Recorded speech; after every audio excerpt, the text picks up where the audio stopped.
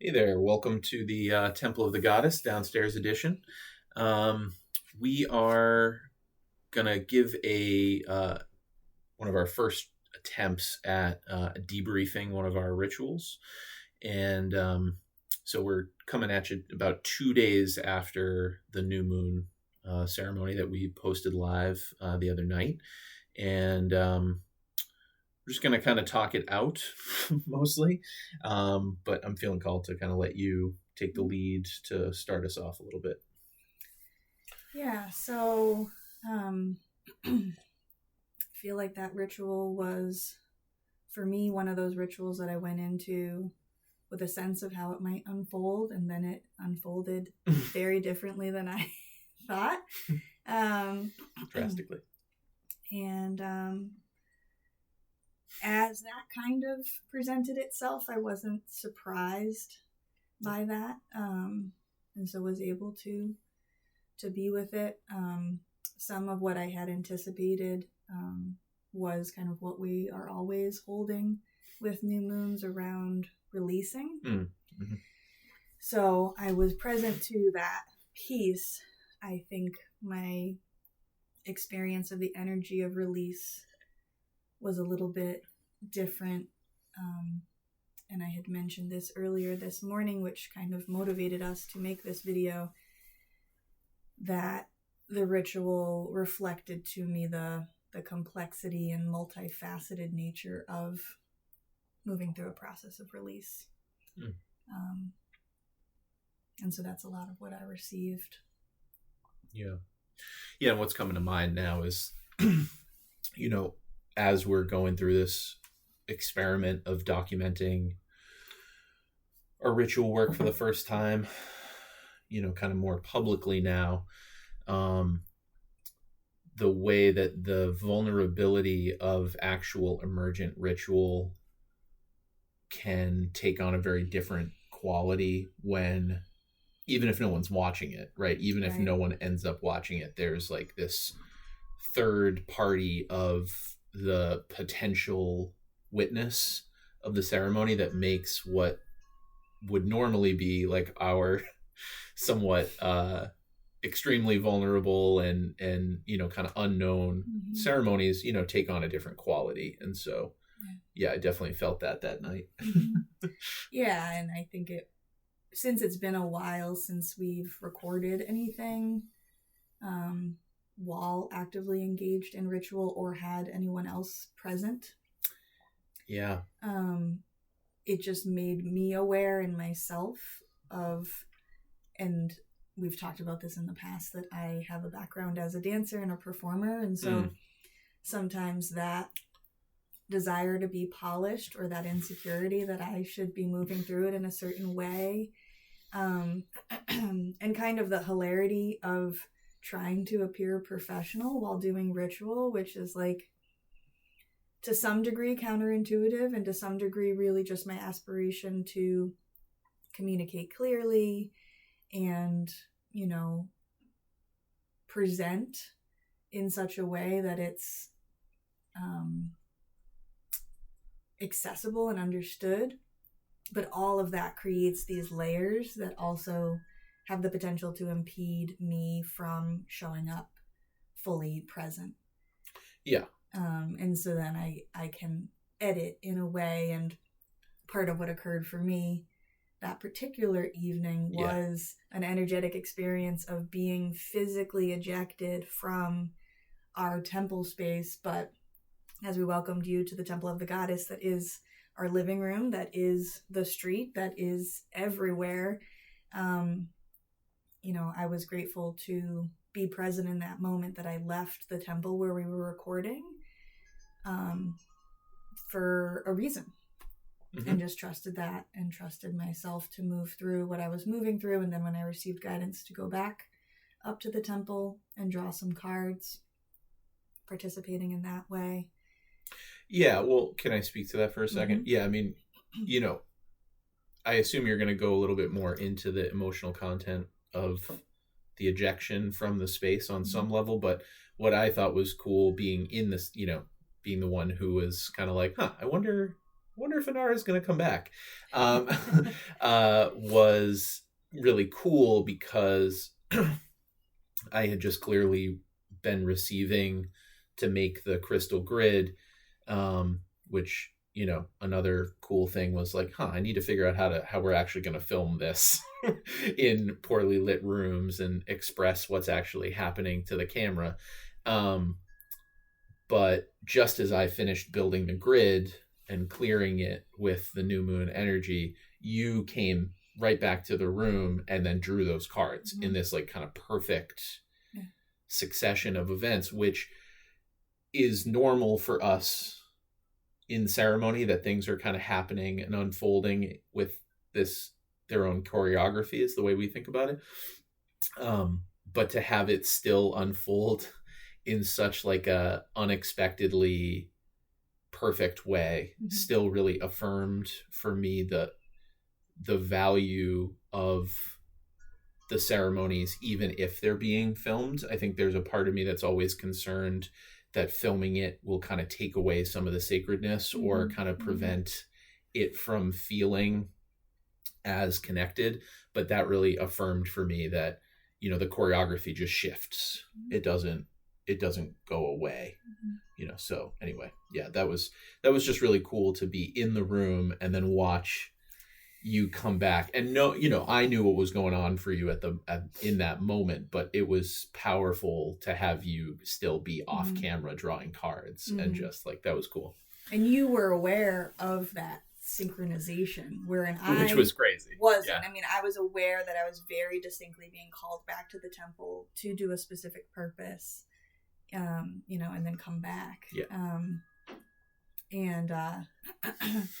Yeah, you know, part of the ejection and the only moment where I was present of the synchronization was when Matt spoke at the beginning. I could hear him from down here speaking about the way you phrased it. Missing the mark, I think was what I was talking about. Yeah, it was really this like super clear meditation that was coming through around like being with the parts of us that, and I felt this call of like, you know, solidarity with myself, but with you and with others, this idea of just like, no matter how hard we try, sometimes we just miss the mark. Yeah. And so I think the energy of release that I was experiencing and the part that caught me off guard was the fact that in a process of releasing, it isn't always just about letting it go. It isn't just about kind of casting out those things. I had this really intense experience of acknowledging how much I needed to really let come fully into my being. How much I needed to receive what was true, what was real. And in that particular moment, what was just felt, the words that came to me like endlessly sad. And in order to release what I was being called to release, I needed to really be with, you know, the depth of emotion and the complexity of experiences that led me to this moment that invites me to release. So it's just an interesting, sensational experience of like meditating on releasing, which feels very like from my being outward. But I was actually having this really intense experience of so much kind of, I would even use the word bombardment as my ring hits the table and makes a really abrasive noise. I felt bombarded by so many things that are real and true that I wanted, that I might want to resist, but that I really felt strongly I was to be with. Do you feel like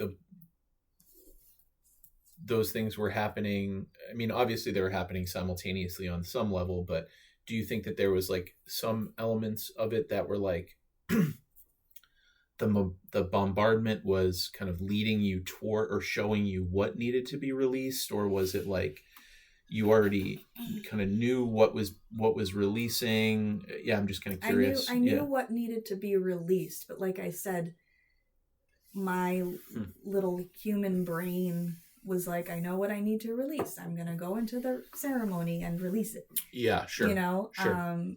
And then the guidance was reflecting to me an awareness that there were so many things I had not fully held, that I had not fully allowed myself to utilize the strength I have to be with, because there is a part of me that almost felt like to be with it to that depth, to that level, was unbearable. And it did kind of feel that way. It felt so painful. And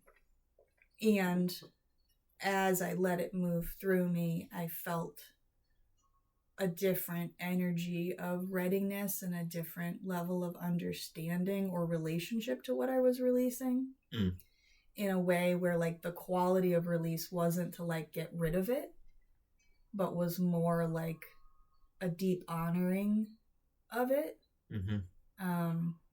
That kind of acknowledged that while I released it, it also in so many ways would always be present. Absolutely. Yeah, for sure. So yeah, it just made clear for me that like releasing isn't just about casting something out. Of course. It's actually about integrating it fully into your being. I use the phrase, metabolizing a lot, like really receiving the nutrients fully and then letting go of. Yeah. What were you releasing? Do you feel called to say anything about that? Like, I was releasing attachment to an old part of me that perceives it's more important for me to have connections, have relationships, even if those relationships and connections, I believe, don't fully see me or acknowledge me or understand me. And even in certain moments, as a result of that, maybe engage with me in ways that don't feel respectful, kind of first and foremost, but wherein they present themselves from a place of care. That type of care, that form of care, doesn't actually resonate for me anymore. And so being with the part of me that would hold on to relationships that kind of keep me in a place of perceiving I don't understand myself, or that what I'm doing doesn't make sense, or, things like that, and releasing them, not, in an aggressive way, but just more through acknowledgement that those, relationships, like I still might interact with certain individuals from time to time, but I think it was more an acknowledgement of the attachment in myself that releases me from perceiving those relationships as something more than what they are. If that makes sense. Yeah, for sure. I mean, and the word that keeps coming as I'm hearing you speak is just, performative relationship as opposed to kind of like an authentic relationship. Yeah, and I think part of the overarching themes that I've felt with the start of the year, specifically the Lunar New Year, is to clear away things that will make space for what is coming. Yeah. And so in acknowledging that attachment and releasing myself from that, I wish to invite relationship and connection that holds a willingness and ability to see me and to be interested in understanding, who I am, be curious. Yeah. And so, part of that grief was just, all the connections that I've felt fall away in the last year, in the last 5 years. And, this really kind of sweet process of deeply honoring, all those relationships and, bowing to them as I let them be what they are versus maintain that grasp to what I wanted them to be. Yeah, and you were already talking about that in terms of just the importance of accepting, acknowledging, what right. What is perfect in and of itself, even if it's not what's going to stick around, or even maybe like a perfect example of what you want in your life. It's still a perfect representation of what's there. And so, yeah, I totally hear what you're saying about not casting out without metabolizing, accepting first. The theme of making space for what's coming is the theme that's really has been sticking out, standing out the most for me, especially with yesterday, with the planetary alignment, immediately following the new moon was really like, that was the exemplary kind of component in the sky for me, was as we had just spent the day before doing this big releasing, and then the following day was like this huge alignment that won't happen again until 2040. And so there's like, we can understand that is somewhat arbitrary, but it's also like a symbol, in like the way that like a piece of artwork in my mind is like a symbolic representation of something. And so yeah, it was cool to kind of feel that idea of in the wake of the releasing, something powerful is showing up, is showing up in the sky, as well as, kind of, I've been feeling this for some time, but just this idea that something new is coming. And I don't think it's right or true to kind of place a value judgment on what's on the way necessarily. Yeah. I think it's so easy, I think, for people on the internet to want there to be like an angle to place on it, of like, oh, what's coming is good or what's coming is bad, so that I can make a thumbnail effectively for it. Yeah. But I think for me, it's just new. Yeah. And what's new is always challenging. Yeah. And I think I felt that, I feel that, obviously in myself, but I felt that in a big way for you, in that like powerful ejection was like, there's something powerful moving through. Yeah. And I think on a larger collective level, beyond my personal experience, it expanded to an acknowledgement of, the very tangible, real things that I see unfolding every day when I read the news. And yeah, like you're saying, acknowledging that what is new is likely a combination of, beautiful and horrible. Yeah, as always is. Yeah. And so I think one aspect that came through around that was to not lose sight of what I notice that feels new, or what might be showing itself to me that is beautiful or is in alignment, or is offering me something, that can be beneficial in some way, even though it may exist in the midst of some unpleasantness. Yeah, sure. Of varying kinds, which reminds me, I was talking with someone the other day about when I was living in Vermont, the thing I like to say about the springtime was that growth always first smells like shit. Totally. And so just kind of recognizing that we are moving towards, the spring, but right now we're just in a moment of thawing, before we tend the soil. But there are many people preparing the seeds and contemplating what they might grow. And so just feeling the power of this moment in connection with what will come. Yeah. Well, yeah. And I appreciate you kind of bringing us into the seasonal awareness of this particular moon, falling after the Lunar New Year kind of has fully begun, which actually really stood out to me. That in a lot of ways, I don't think we intended this necessarily, but this was the first, kind of celebration that we had posted. And I think it was the first lunar holiday that came after the full moon associated with the Lunar New Year. Like the first lunation of the lunar year that had just occurred. So I just think that, there's just this kind of new beginning unfolding for me. That was it was our first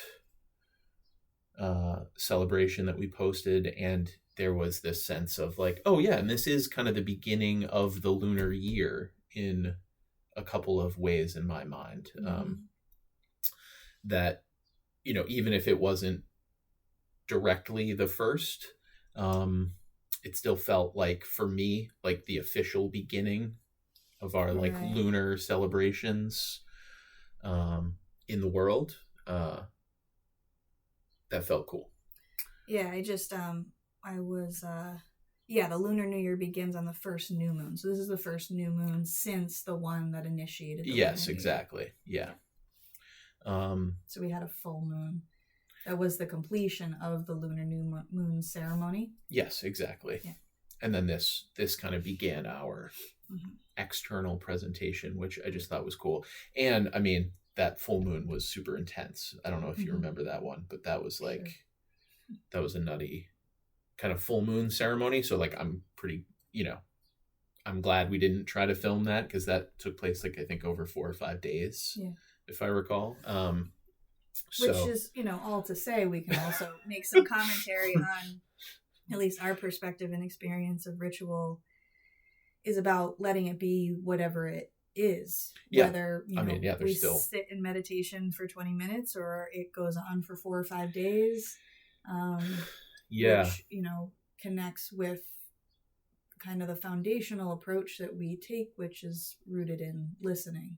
Yeah. And so just really being committed to our practice of listening to perceive what's being asked, and that's connected to when we initiate the ritual, which could be as much as a week before, the event, and also the aspects that we engage with together versus individually, and just the recognition that when engaging in ritual with a group of people, I really appreciate how there's so much space for what an individual is moving through. Yeah. As well as what the group experiences and the way that we value what each individual is experiencing, because that is really honored as an aspect of what's coming through. Yeah. For us all. And, that's what we aspire to do more of, is create space and circles for us all to share what we're noticing. And so, go ahead. I was just appreciating that in this experience of ritual, and in us having recorded and now doing this debrief and engaging in these processes, that, the intention or hope would be to, have that potentially, if it's right, and if the guidance continues to be to do so, have that opportunity for more connection, more sharing.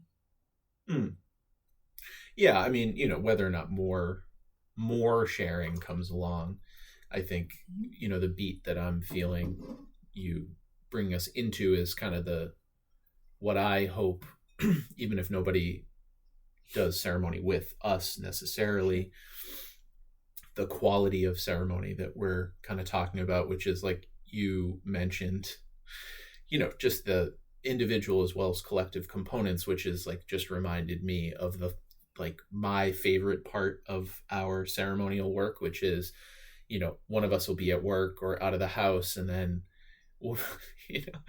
we'll be like, hey, come check out the temple, and then one of us will come up and see what the other person just did and just be like, oh shit. And I was just thinking about the quality of art, that we have this collective canvas that we, because that's always been kind of one of our primary inspirations around the way we let ceremony unfold, is that it is actually very mandala like. Everything, including the room where the altars are placed, all that sort of stuff is constantly shifting in this way that is just so much fun to play with. I wasn't sure if we would talk about this necessarily, but I'm just feeling this, in the debriefing stage, this ceremony that we did started, I think you shifted the temple space pretty drastic. Was it the day before? Yeah. And I had started shifting things the day before that. And so, And then the day before I was working on that piece of art. Right.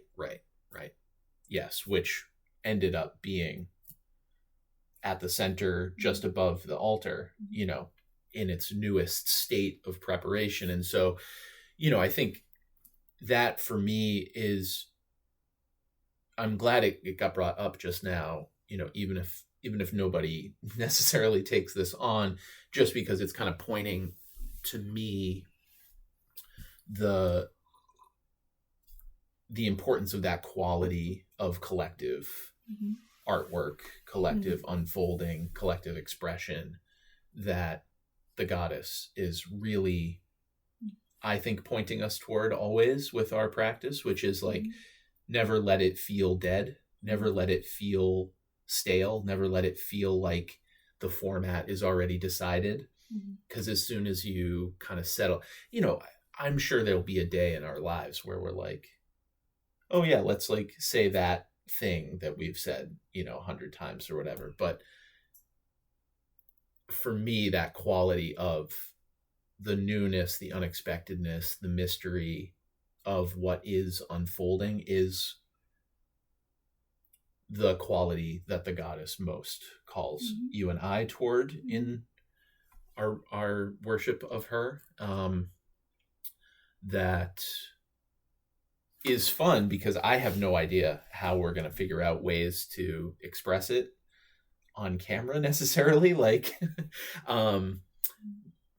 But I'm excited for what it will look like if we're ever able to express that amount of the unfolding. Because the unfolding is the coolest part for me. Yeah. Well, and I know I will be making a video that will be a slideshow of a little bit about my process of making art and what came through around this time last year as I started engaging in channeling more in my process of making art. Well, that's not true. Consciously engaging in channeling. Yeah, I think it just hit a new level. Yeah, I think I had been doing that previously, but maybe felt too timid to acknowledge that was what was happening. But that painting that's above the altar right now, I made right when I came back from Vermont for the summer, so in the fall. Yeah. And it had been up on the wall for quite some time. And then in conjunction with the new moon the day before, I had been given guidance to go to the bookstore and connect with a younger part of me that likes crafting and paper and things like that, and suddenly received that inspiration to put the human at the center. And yeah, I don't know if it came across super well in the recording we had, kind of what was on there, but I totally. But just to speak to the unfolding that, to some degree makes me acknowledge I have to be very discerning about my sense of when I think something's done, which again kind of goes back to that professionalism piece of like, it really changes the quality of making when you're not just pursuing it as, reaching the goal of having it be finished versus really listening to the process you're being invited into, to kind of sit with it and look at it and notice. And And so anyway, just saying that I appreciate that and the way that that came through in conjunction with the new moon. Yeah. It's like it totally transformed something that I had made and liked as it was previously, but then it became something totally different. So well, and how that, I mean, that was the first of its kind sort of piece that you had done like that with. Yeah, I remember seeing you bring up pieces of paper onto a painted canvas. And I even meant the previous expression of the painting, how cool that was, because that was the first time I'd ever seen you bring out a ruler. Yeah. And start working on a painting with that. You know, and just watching the different ways that, you know, because the reason I pointed up here is that this is the painting she was working on about a year ago. And the way that the different styles and techniques are part of that emergent process for you, which just kind of keeps bringing me back to an opportunity to reference where the channeling art really came from, which is Hilma af Klint, and you know how that started. Was it 6 years ago now? In terms of that, like contemplate when you went to go see the show, I think it was 6 years ago. Yeah. And this process that you've been in of channeling artwork ever since, that has been super slow, you know, as you've developed it, but it's just been so humbling to watch, you know, the different pieces of artwork. And I am just so obsessed with the artwork that our house is now covered in their artwork, because I just think it's so rad to watch that unfolding process, that emergent process, even when you don't know what's going to come out of it. It's always been so, it feels purposeful, even when there's no purpose behind it, you know, and I think that's what really feels like the ritual element, you know, just kind of reflecting back in on itself, is this, you know, the fold in of the unfolding, the emergence, the way that it has this psychedelic, unexpected, like, how the hell did that end up showing up here? Sort of quality of, you know, I finish the grid, you draw the cards, nobody planned it, but it just so perfectly unfolds if we're listening, if we're quiet enough. Yeah, and I guess I just want to speak to, like, even as you were speaking, I was experiencing this sensation of awareness that to me is belonging in that way, that like kind of back to how the ceremony started with you presencing missing the mark. And how there being a place for the artwork that I make, and there being a context in which someone else appreciates it. And, you know, if you don't know Hilma af Klint, I encourage you to learn about her. But, you know, largely the work that she created while she was alive was not nearly as recognized, you know, until she passed.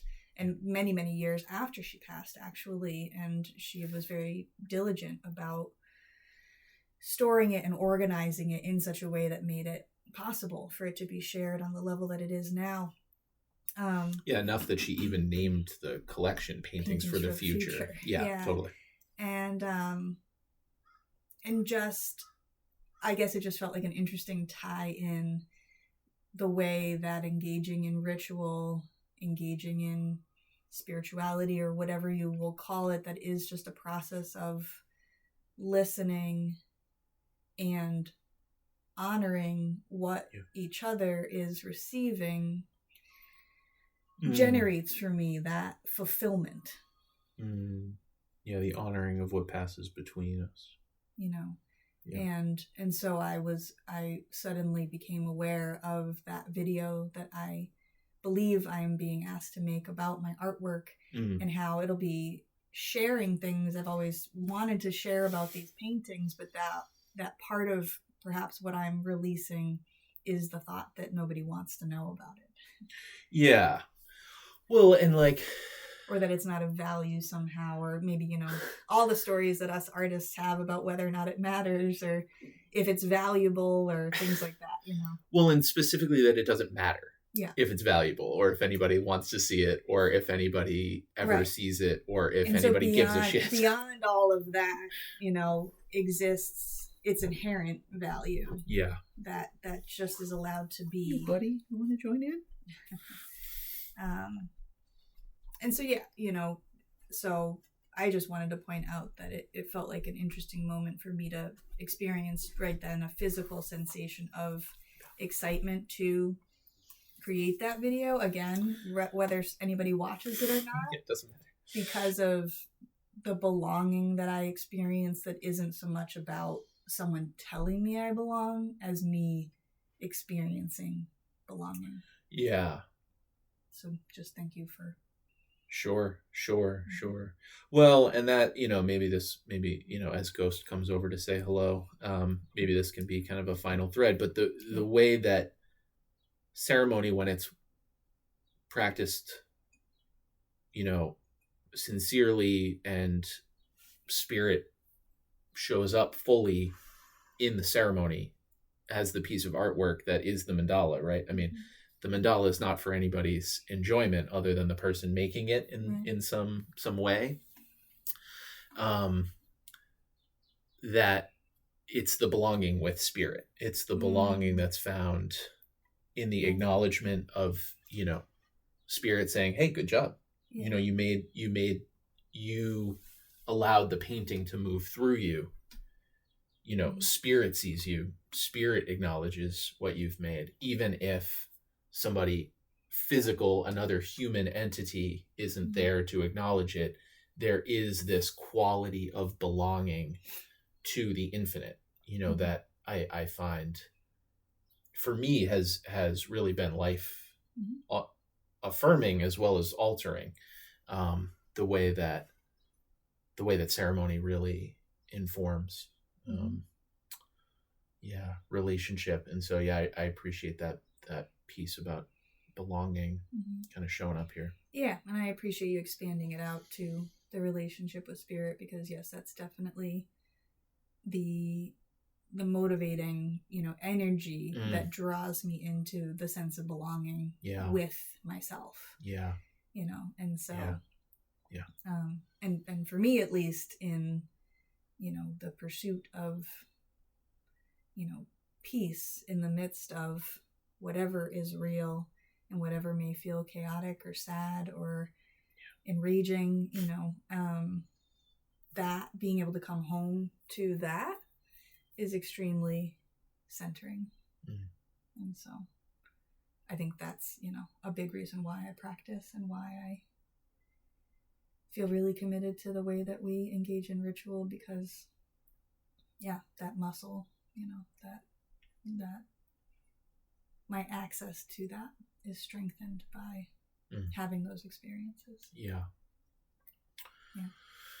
Yeah. Well, and maybe we'll cut it here, but you know, what's coming to mind right now, it can't probably be picked up by this mic, but I'm hearing outside of the first time I've heard this call this season, which is a bird beginning the woo-hoo.